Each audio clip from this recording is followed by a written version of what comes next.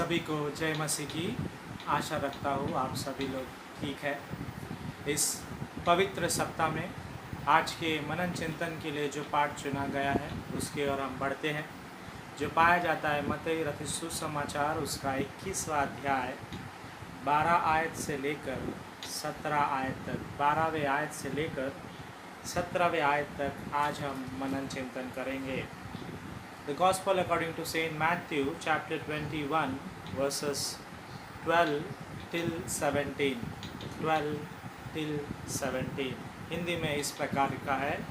यीशु ने परमेश्वर के मंदिर में जाकर उन सबको जो मंदिर में लेन देन कर रहे थे निकाल दिया और शराफों को पीड़ा और कबूतर बेचने वालों की चौकियों को उलट कर दिया। और उसने कहा, लिखा है, मेरा घर परमेश्वर का घर कहलाया जाएगा, परंतु तुम उसे डाकुओं की खो बना देते हो। तब अंधे और लंगड़े मंदिर में उसके पास आए और उसने उन्हें चंगा किया। परंतु जब प्रधान याजकों और शास्त्रियों ने इस अद्भुत कामों को जो उसने किया और लड़कों को मंदिर में दाऊद के संतान को होशाना पुकारते हुए देखा तो वो क्रोधित हुए और उससे कहने लगे, क्या तू सुनता है कि ये क्या कह रहे हैं?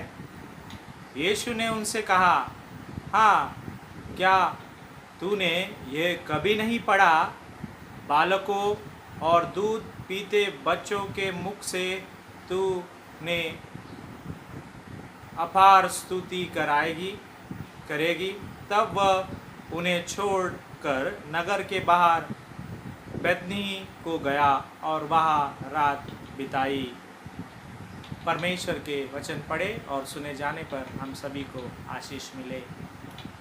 इस वचन पर हम हर साल मनन चिंतन करते हैं। होली वीक के पहले रविवार को, पहले मंडे को जब हम देखते हैं temple cleaning, the cleansing of temple, या हिंदी में हम कहे तो मंदिर का साफ करना या मंदिर से व्यापारियों को निकाल कर रखना। इस मंदिर में हम इस पैसेज में हम देखते हैं कि यीशु मसीह उस मंदिर में प्रवेश करते हैं और देखते हैं कि वहाँ पर बहुत व्यापारी लोग होते हैं और व्यापारी लोग अपने लेन देन के कार्य को करते हैं। जैसे कि उदाहरण के रीति में कोई वहाँ पर पैसा एक्सचेंज करता है, क्योंकि विभिन्न देशों से, विभिन्न जगह से लोग वहाँ पर आते हैं, वहाँ पर पैसे एक्सचेंज किया जाता है। और कोई लोग या बहुत सारे लोग जो वहाँ पर दान चढ़ाने आते हैं, बलि चढ़ाने आते हैं, तो वहाँ से मंदिर के बाहर से कबूतरों को ख़रीदा जाता है या बकरे को खरीदा जाता है। इसीलिए वचन में लिखा है, वहाँ पर जाओ, कबूतर खरीदने वालों के टेबल को यीशु मसीह ने उल्टा कर दिया। परमेश्वर जब मंदिर में प्रवेश किए, वो देखे कि ये अपना जो पवित्र घर है, जो लिखा है पवित्र शास्त्र में, यीशु मसीह का घर जो पवित्र घर है, जो प्रार्थना के लिए होता है, पर वहाँ के लोगों ने मिलकर या अपने आप के प्रॉफिट के लिए या अपने आप के बिजनेस खोलकर वहाँ पर उसे व्यापारियों का एक इम्पॉर्टेंट स्थान बना दिया था। Which means the church is no more called a church. उस समय वो एक बिजनेस प्लेस हो गया था। बहुत सारे लोग मंदिर के बाहर कुछ भी बेच रहे थे, जो चीज़ ज़रूरतों की है, जो लोग मंदिर आएंगे तो वहाँ पर ख़रीद सकते हैं। तो उस तरीके से वहाँ पर वे लोग व्यापार कर रहे थे। आज भी किसी भी चर्च में हम देखते हैं कि चर्च के बाहर या कंपाउंड में बाइबल बेचते हैं, या कोई की चेन बेचते हैं, मेमोरी वर्सेस बेचते हैं, या स्कार्फ बेचते हैं जो गर्ल्स अपने सर में पहनते हैं, या रिंग को बेचते हैं, रोजरी के रिंग को, और विभिन्न तरह के स्पिरिचुअल चीज़ों को वहाँ पर वो बेचते हैं, या फ़ोटो फ्रेम भी हो सकता है वो। ऐसे विभिन्न चीज़ हम चर्च में देखते हैं। उसी तरह मंदिर या मस्जिद हो, वहाँ पर भी हम ऐसे कार्य को देखते हैं। वो अपने हार हो या अगरबत्ती हो, नारियल हो, ऐसा बेचने के लिए वहाँ पर बैठे रहते हैं, जो मंदिर में इस्तेमाल किया जाता है। उसी तरह उस ज़माने में भी परमेश्वर जब मंदिर में प्रवेश किए, उसने ये सब चीज़ देखकर वे नाराज़ हो गए, निराश हो गए और क्रोधित भी हुए, और उसने सब कुछ उलट पलट कर दिया। और उसने ये लिखा, और उसने 13वां वचन में इस तरह कहता है, और उसने कहा, लिखा है मेरा घर जो है प्रार्थना का घर कहलाया जाएगा। The temple is only to pray, not to do business. परंतु आपने उसे डाकुओं की खो बना रखी है। जब हम इसी वचन को इंग्लिश में पढ़ते हैं, लिखा गया है कि my place, and he said to them, it is written in the scripture that God said, my temple will be called a house of prayer, but you are making it a hideout for thieves. You are making it a hideout place for thief. चोर जहाँ पर चोरी करके रात छुपता है, वैसा स्थान आपने या हमने एक चर्च को, एक मंदिर को आज बना दिया है। कई सारे लोग बड़े बड़े दान देते, धर्म करते हैं, अच्छी बात है, पर कई ऐसे भी लोग हैं जो काले काम कर कर, या जिसे हम कहते हैं ब्लैक मनी को वाइट मनी करने के लिए मंदिर में दान धर्म करते हैं। और इसीलिए परमेश्वर का शब्द वहाँ पर लिखा है कि आपने इसे डाकुओं की खो बना रखी है। क्या आज भी हम मनुष्य ऐसे हैं? क्या आज भी हम अपने काले धन को, या वे धन जो हमने इलीगल तरीके से किसी को फंसाकर, किसी को मार कर कमाया है, वो धन क्या आज हम चर्च में दे रहे हैं? इसे सोचने की आवश्यकता है। परमेश्वर का मंदिर जो है वो प्रार्थना का मंदिर है। हम आके प्रार्थना करने की आवश्यकता है, आराधना करने की आवश्यकता है, परमेश्वर यीशु मसीह की स्तुति करने की आवश्यकता है। पर हम जो मनुष्य है आज प्रार्थना कर रहे हैं, आराधना भी कर रहे हैं, पर उसे बिजनेस क्या स्थान बना रखा है, इसे सोचने की, समझने की आवश्यकता है। परमेश्वर आज के पहले अंश में हमसे कह रहा है, यदि हम कलीसिया में ऐसे कौन से भी फ़ायदे के काम which is profitable for you and for me, अगर ऐसे काम अगर हम कलीसिया में कर रहे हैं जो हमारे पैसे के प्रॉफिट को लेकर है, तो इसे छोड़ने की आवश्यकता है, इसे बदलने की आवश्यकता है। पवित्र मन से, पवित्र हृदय से हमें परमेश्वर के भवन में प्रार्थना करने आने की आवश्यकता है। परमेश्वर चिढ़े हुए थे, परमेश्वर नाराज़ थे इस कलीसिया को, इस मंदिर को देखकर जहाँ पर प्रार्थना चल रहे थे, पर उसी स्थान पर व्यापारियों का स्थान भी वो बन चुका था। आइए हम थोड़े आगे बढ़ेंगे। उसमें लिखा है 14वें आयत में, परमेश्वर वहाँ पर कह रहे हैं, अंधे और कुछ लंगड़े उस मंदिर में आए, परमेश्वर ने उन्हें चंगा किया। The blind and the crippled came to him in the temple and he healed them. उसके बाद जब उसने मंदिर को साफ किया, सब कुछ तितर बितर किया, वहाँ पर लोग थे, देख रहे थे, और कोई लोग गुस्सा भी हो रहे थे, कोई लोग शांत थे, ये जानकर कि यीशु मसीह जो कर रहे हैं वो एकदम बिल्कुल सही कर रहे हैं। पर जिनका नुकसान वहाँ पर हो रहा था, जो चोरी कर रहे थे, जो व्यापार कर रहे थे, वे लोग गुस्से में भी थे यीशु मसीह पर, क्योंकि यीशु मसीह उनके टेबल को उलट रहा था। उसी समय उसके बाद ही कुछ अंधे और कुछ लंगड़े वहाँ पर आकर परमेश्वर के सामने खड़े हुए, ये सुनकर कि परमेश्वर मंदिर में, वो वहाँ पर पहुँचे और उनसे वो चमत्कार पाते थे, और यीशु मसीह ने उन्हें अपने पवित्र हाथों से, अपने पवित्र बातों से उनको चंगाई प्रदान की। आज यीशु मसीह आपको भी चंगा करना चाहता है। इस पवित्र सप्ताह में हम इसे पवित्रता से प्रार्थना करें, ताकि यदि हमें आँख है तब भी हम बहुत सारे चीज़ों को जो सच है उसे अनदेखा कर रहे हैं। इसका मतलब है हम अंधे हैं। हमें पैर है पर हम सही मार्ग पर नहीं चल रहे, इसका मतलब हम लंगड़े हैं। सोचने की आवश्यकता है। आज अपने पवित्र हृदय से इस पवित्र सप्ताह में हम परमेश्वर को मांगे, क्योंकि पवित्र सप्ताह में परमेश्वर ने अंधों को चंगा किया, लंगड़ों को चंगा किया और अनेकों को चंगा किया। आज आपको और मुझे भी वो चंगा करने के लिए तैयार है। आप उसे मांगिए, हम उसे मांगिए, पवित्र हृदय से मांगिए। दूसरा अंश हमारे लिए यही है, जिस तरह उसने उन लोगों को उस समय चंगा किया, अंधों को और लंगड़ों को, आज हमें भी वो चंगा करने के लिए तैयार है।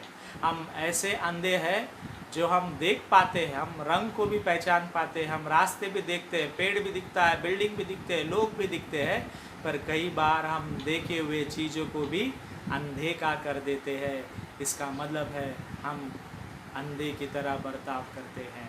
हमारे पैर तो है, पर हम अच्छे कदमों पर नहीं चलते हैं, अच्छी राह पर नहीं चलते हैं, सच्ची राह पर नहीं चलते हैं। इसका मतलब हम आज भी लंगड़े की तरह है, जिसके पैर है पर नहीं चल पा रहे हैं, हम सही मार्गदर्शन में नहीं चल पा रहे। इसलिए आज हम दूसरे अंश में परमेश्वर से चंगाई के लिए प्रार्थना करिए।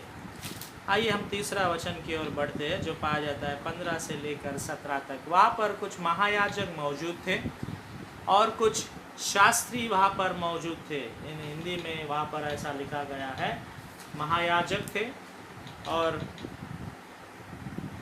कुछ शास्त्री वहाँ पर मौजूद थे, जिन्होंने अद्भुत चमत्कार को देखा। बच्चे होसाना चिल्ला रहे थे, दाऊद के संतान को होसाना ऐसे पुकार रहे थे। तब इस बात को सुनकर वे क्रोधित हुए, उन्हें गुस्सा आने लगा। ये कौन है? ये व्यक्ति यीशु मसीह, जो हमारे मंदिर में आके सब कुछ तितर बितर कर चुका है, सब कुछ उलट चुका है, और छोटे छोटे बच्चे उसकी जय जयकार कर रहे हैं, दाऊद के संतान को होसाना।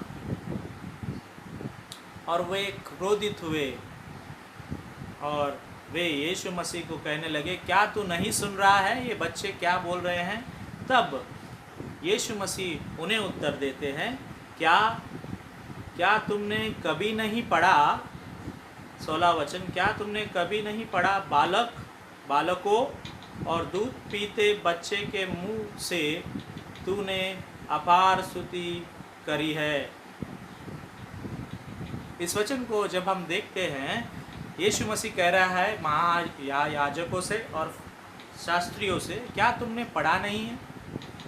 क्योंकि यही वचन की पूर्ति को हम जब देखते हैं, ये पाया जाता है यिर्मयाह उसका 7वां अध्याय 11वां वचन। यिर्मयाह नबी पुस्तक जब हम देखते हैं, उसका 7वां अध्याय 11वां वचन में हम इसे पढ़ेंगे। लिखा गया है,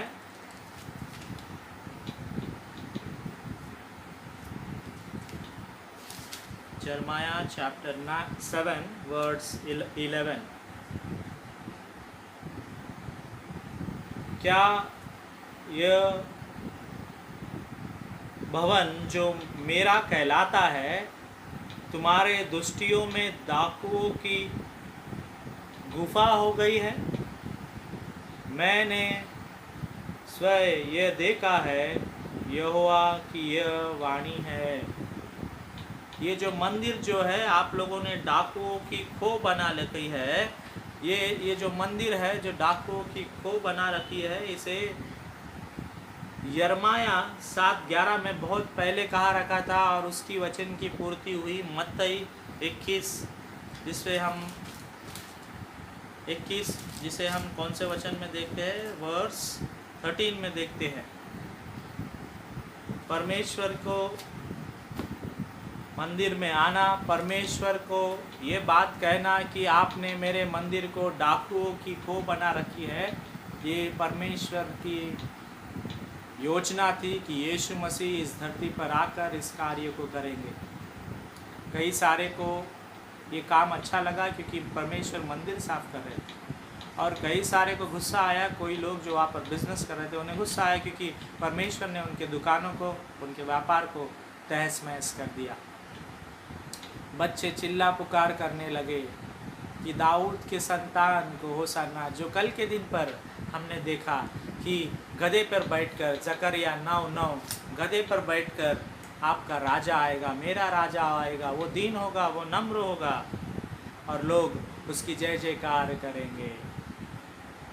आज हमने 3 बातों को देखा, 3 विषय पर मनन चिंतन किया। पहला, परमेश्वर चाहता है कि हम अपने गलत कामों को छोड़ें, खास करके जब हम मंदिर में रहते हैं, हम पवित्र स्थान में रहते हैं, हम किसी भी तरीके के व्यापार को मंदिर में करने वाले ना हो सके। हम पवित्र स्थान में प्रार्थना करने के लिए आए, प्रार्थना करें और अपने प्रार्थना के बाद हम अपने अपने घरों को चले जाते हैं। पर कई ऐसे लोग होते हैं जो व्यापार भी करते हैं, जैसे कि हमने पढ़ा है बाइबल में, वो किसी भी किस्म का हो, आप जानते हैं, व्यापार। दूसरे में हमने देखा परमेश्वर ने चंगाई प्रदान की अंधे को और लंगड़ों को। यदि आज हम आँख है तो भी अंधे की तरह बर्ताव करते हैं, पैर है तो भी सही मार्ग पर नहीं चलते हैं, तो आज हमें भी चंगाई पाने की आवश्यकता है। यदि आपके बदन में दर्द हो, यदि आपके सर में दर्द हो, कमर में दर्द हो, पैरों में दर्द हो, यदि आँख में दिक्कत हो, दृष्टि नहीं दिख पाती है, कुछ भी परेशानियाँ क्यों ना हो, बड़े से बड़े बीमारी भी क्यों ना हो, यदि आज आप पवित्र हृदय से, जिस तरह यीशु मसीह ने मंदिर को साफ़ किया, अपने हृदय में भी अपने सभी पापों को साफ़ करके परमेश्वर यीशु मसीह से मांगो, ज़रूर वो आपको और मुझे चंगाई प्रदान करेगा। आखिरी में हमने देखा कि महायाजक और शास्त्री वहाँ पर थे, वो यीशु मसीह पे क्रोधित हुए, पर वहाँ के छोटे छोटे बच्चे, दूध पीने वाले बच्चे, बालक वहाँ पर यीशु मसीह की जय जयकार करने लगे। कहा कि यीशु मसीह की जय हो, दाऊद की संतान की जय हो। आज हम भी प्रभु यीशु मसीह की जय जयकार करने वाले हो, ना ही कि उसे धिक्कारने वाले, नकारने वाले या यीशु मसीह को कोसने वाले। कई बार हम जब अपने दुआएं नहीं सुनी जाती है या हम पर कुछ हानि हो जाती है तो हम परमेश्वर को कोसने लगते हैं, या मन ही मन में हम बोलते हैं, क्यों परमेश्वर ने मेरे साथ ऐसा किया, मैंने क्या गलत किया परमेश्वर से। ऐसा कहकर हम मन ही मन में परमेश्वर को कोसने लगते हैं। आज परमेश्वर आपसे और मुझसे यो कहता है कि हम परमेश्वर की जय जयकार करें, उसकी सदा सर्वदा हम गीतों को गाते रहें, वचनों को पढ़ते रहें, ताकि हम उसमें बढ़ने वाले हो सके। आज जो हमने देखा, परमेश्वर मंदिर को साफ करना चाहता है। आज मंदिर में, आज हमारे मंदिर बंद है, हम सब ऑनलाइन देख रहे हैं, ऑनलाइन सुन रहे हैं, बराबर। लास्ट ईयर भी हमने ऑनलाइन देखा था, ऑनलाइन सुना था, बराबर। आज मंदिर क्या है? आज अगर हम पहला कोरिन्थियों उसका 3 और 16वां अध्याय पढ़ेंगे, वहाँ पर लिखा है, God stage in your heart, it is the temple. परमेश्वर हमारे दिल में रहता है, वो एक मंदिर है, हमारा दिल उसके लिए एक मंदिर है, एक घर है जो वो आकर हमारे घर में निवास करता है। आइए हम पहला कोरिन्थियों उसका 3 अध्याय 16वें वचन की ओर ध्यान देंगे। Surely you know that you are God's temple and God's Spirit lives in you। आप जानते हैं कि आपका हृदय जो है परमेश्वर का मंदिर है और परमेश्वर की आत्मा आपके दिल में, आपके मन में रहती है। आज ये मंदिर को हमें साफ करने की ज़रूरत है। हो सकता है आपके मंदिर, जो आप चर्च में जाते हो, जो चर्च बिल्डिंग है, उसमें क्रैक आया होगा, या उसमें पेंटिंग किया नहीं होगा, या उसमें बहुत कचरा होगा, या उसमें साफ़ सफाई नहीं होगा। परमेश्वर उस मंदिर की बात नहीं, पर परमेश्वर आज आपके और मेरे हृदय के बारे में बात कर रहा है, क्योंकि परमेश्वर कह रहा है पहला कोरिन्थियों उसका 3 और 16वें आयत में कि परमेश्वर का मंदिर आपका हृदय, आपका मन है, जहाँ पर वो निवास करता है। उसकी आत्मा हमारे दिल में वास करती है। वो हमसे बातचीत करना चाहता है, वो हमारे दिल में रहना चाहता है। क्या उसे आप अपने दिल में रखना चाहते हो? क्या आप उसे अपने दिल में जगह देना चाहते हो? यदि आप चाहते हैं तो आज जब हम इस होली वीक के पहले आराधना को कर रहे हैं, परमेश्वर ने जिस तरह उस समय मंदिर को साफ किया, आज हमें हमारे हृदय को, हमारे मन को, हमारे आत्मा को, हमारे शरीर को साफ रखने की आवश्यकता है, क्योंकि ये जो शरीर है ये परमेश्वर की ओर से दिया गया तोहफा है। ये हमारा नहीं पर उसकी देन है। कोरोना महामारी से बहुत लोग परेशान हैं, बहुत लोग मर गए हैं, बहुत लोग हॉस्पिटल में हैं, पर आपका शरीर जीवित के हिसाब में है, आपका मन परमेश्वर ने जीवित रखा है, आपका दिल आज भी धड़क रहा है। इसलिए परमेश्वर को धन्यवाद करो, हमारे दिलों को, मनों को साफ करे और हम पवित्रता से इस पवित्र सप्ताह में परमेश्वर की आराधना करने वाले हो सके।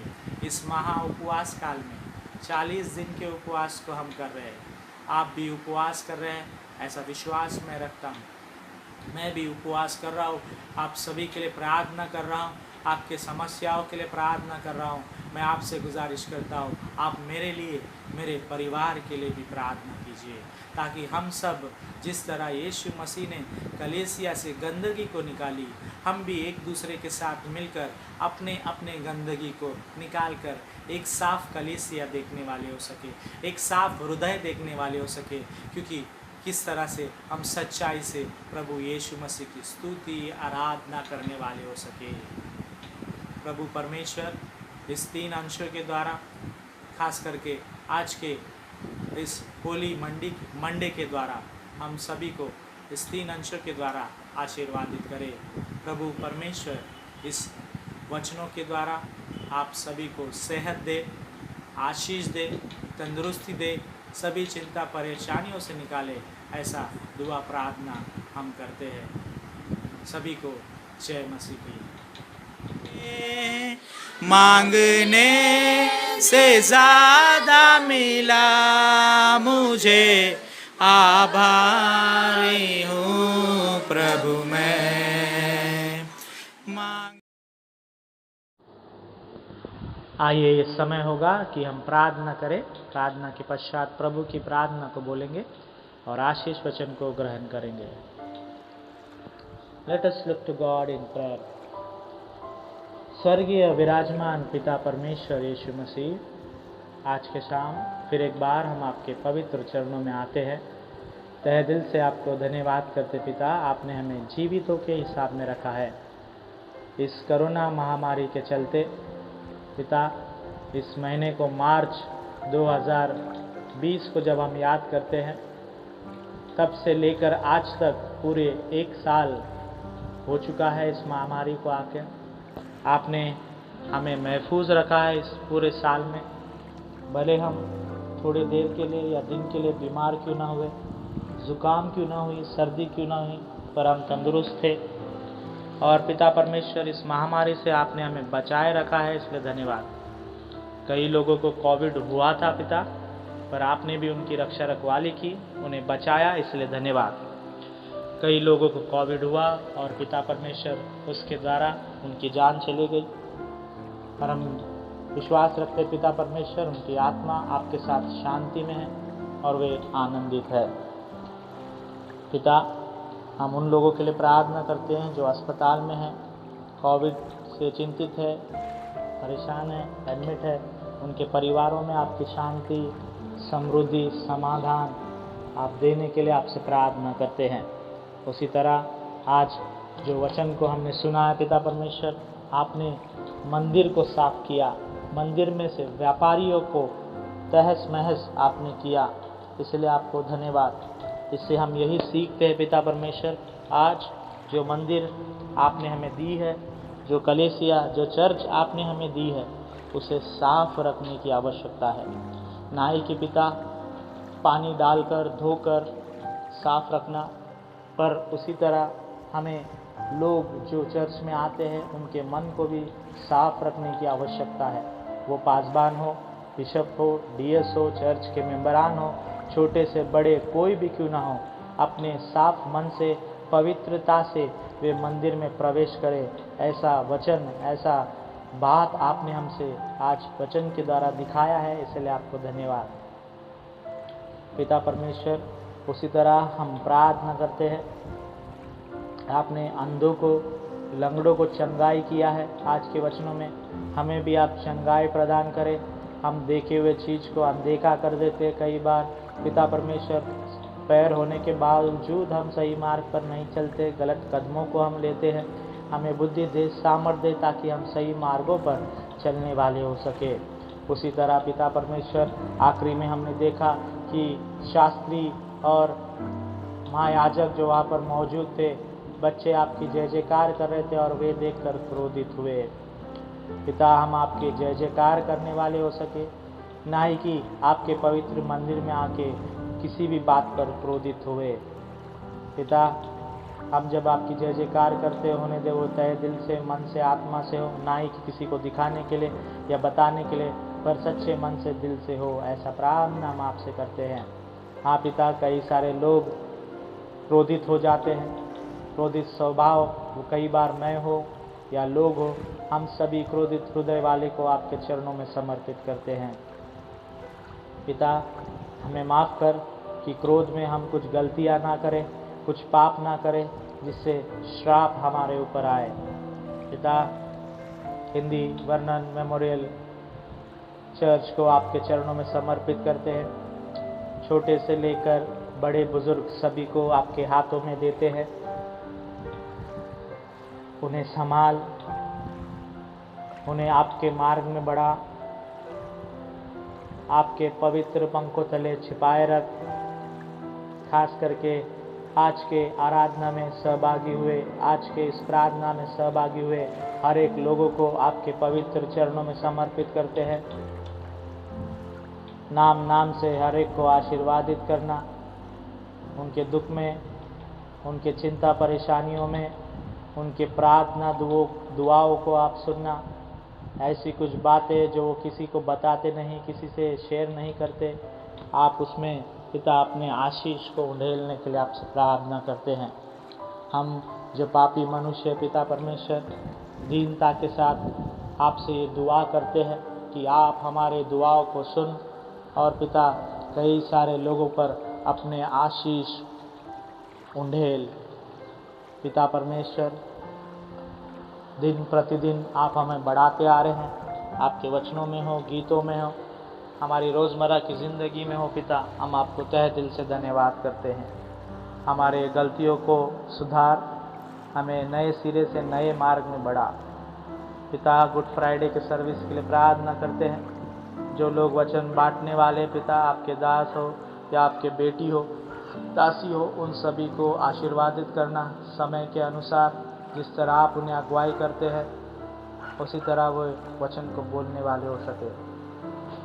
ईस्टर के आराधना को भी आपके चरणों में समर्पित करते पिता, उसे भी आप चलाने में हमारी सहायता करने के लिए आपसे दुआ करते हैं। हम सभी के गुनाहों को, पापों को आपके पवित्र चरणों में समर्पित करते हुए इस वीडियो को देखने और सुनने वाले हर एक परिवारों को, इंडिविजुअल को आपके पवित्र हाथों में समर्पित करते हुए ढेर सारी खुशियाँ, ढेर सारी आशीषें उनके झोली में भरने के लिए आपसे दुआ करते हैं। उनके परेशानियों को निकाल और आपके आशीष से मालो माल कर, ऐसा दुआ आपसे करते हुए ये प्रार्थना उद्धार करता यीशु मसीह के नाम से मांगता हूँ, सुन और कबूल कर पिता, आमीन।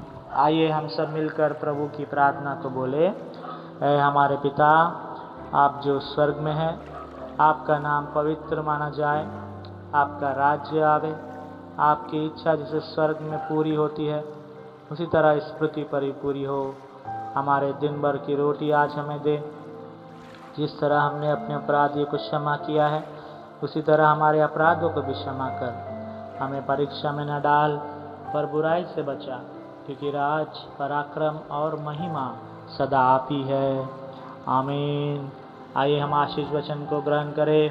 अब हमारे पिता का अनुग्रह, परमेश्वर का प्रेम और पवित्र आत्मा की सहभागिता हम सबों के साथ, खास करके हम सबों के हृदय को साफ करने वाले पिता परमेश्वर यीशु मसीह हम सभी को आशीर्वादित करे, पिता, पुत्र और पवित्र आत्मा के नाम से, आमीन।